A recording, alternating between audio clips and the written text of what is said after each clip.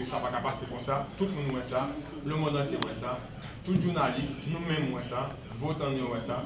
Donc, nous ne sommes pas capables d'annuler l'élection, c'est une obligation d'annuler l'élection. Dans le cas où, que fait-il? C'est une obligation pour le Conseil électoral provisoire d'annuler les élections.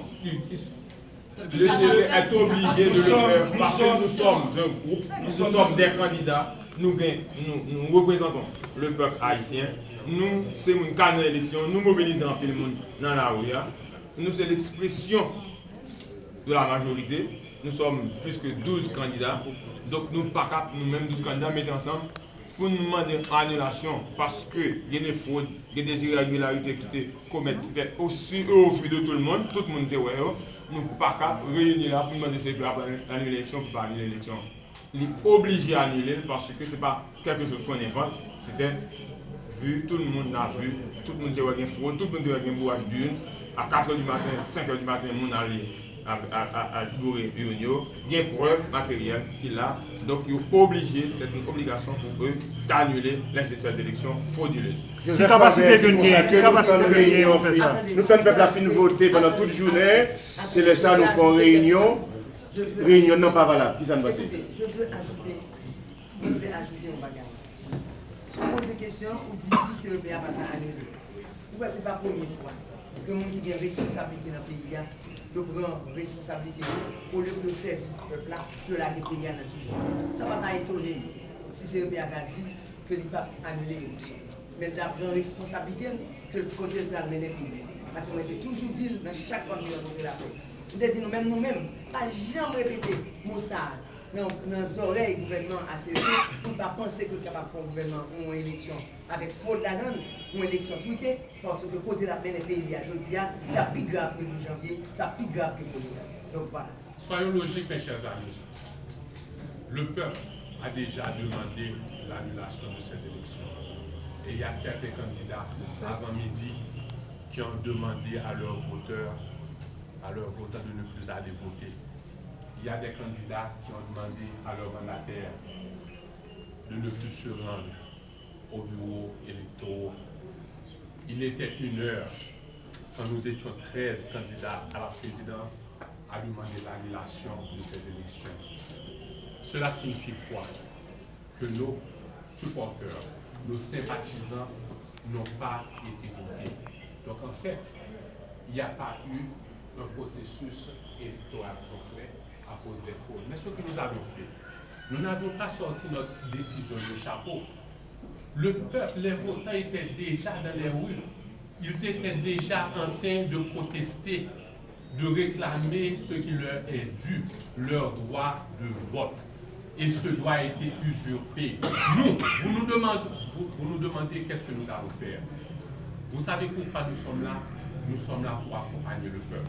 Nous sommes là parce que nous avons pris la décision de représenter notre pays et notre peuple au niveau de la présidence. Et nous croyons que dans cette situation de crise où le peuple est livré pour compte, nous avons un devoir de représenter notre peuple. Nous avons un devoir de réclamer justice. Maintenant, le Conseil électoral et certains amis institutionnels qui sont impliqués dans le processus électoral, ainsi que le gouvernement. Et puisque le président, c'est lui qui avait convoqué le peuple en ses promesses, le président et le CEP sont les seules autorités à annuler ces élections.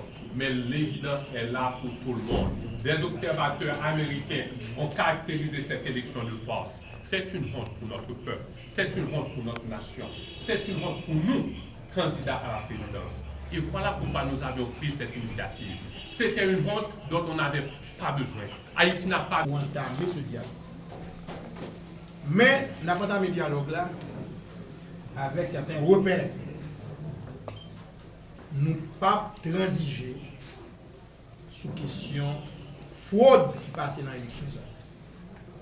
Nous pas accepter une situation de fait accompli que le vini du président Préval, que le vini de l'international, que le vini du CEP. Il faut tout le monde clair que je dis, le peuple haïtien, devant toute calamité qu'il a traversée, il méritait un minimum de respect.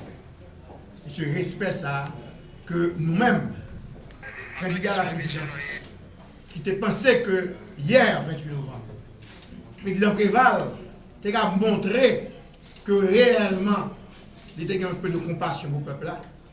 Nous avons une élection, même si il y a l'autre équipe politique qui était ouais que l'élection n'a pas de possible, mais nous-mêmes nous avons accepté l'élection, nous avons pensé que le président Préval était capable au moins reconnaître que le bon responsabilité.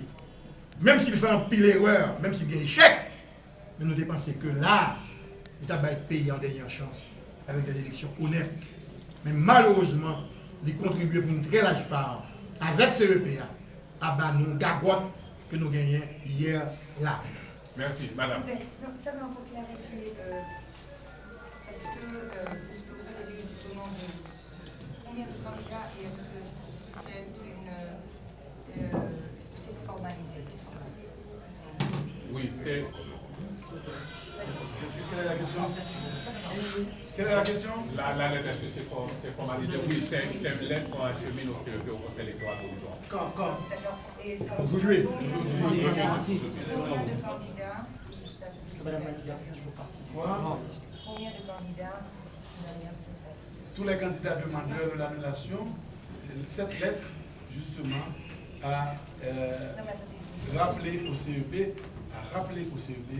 la décision qui a été prise par les candidats hier. Tous les candidats. Hier, on en a eu 12. Aujourd'hui, il y a 2 candidats qui nous ont rejoints. Et aujourd'hui, en principe, on est 14. Parce qu'il n'y a pas eu de désolidarisation formelle, donc on est 14.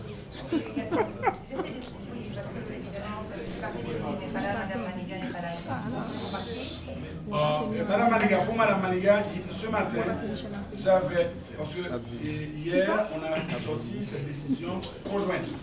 Ce matin, on a chargé certains groupes d'appeler certains candidats. Et c'est le groupe de Michel Martelly qui devait appeler et M. Charles Becker et Mme Maniga. Ils avaient promis d'appeler Mme Maniga et M. Salary Becker. Quand on s'est rendu compte que M. Charles Becker n'était pas là, on l'a appelé. À ce moment, il nous a dit qu'il n'était pas prévenu. Et on a imaginé que c'était pareil pour Mme Maniga. Et quand on l'a appelé, malheureusement, on n'a pas pu l'avoir au téléphone. Ce qu'on peut dire, c'est que Madame, on ne peut pas ici déclarer que Mme Maniga n'est pas avec nous, parce qu'elle ne souhaite pas désolidariser du groupe. Elle n'a pas fait de déclaration. C'est nous qui n'avions pas pu la trouver au téléphone, alors que il y avait un groupe qui a été chargé. Vous en quoi? Une seule personne. Une seule personne. Qu'est-ce qu'elle a dit dans sa déclaration? La déclaration dit qu'elle va faire partie du groupe de lycée. qui va signer et participer dans la rédaction. Faire ça, pour aller dans le deuxième tour. Et parce que nous reconnaissons qu'il y a une possibilité de capable de gagner tout ça. Si pour le deuxième tour, si que l'élection fait dans le compétition.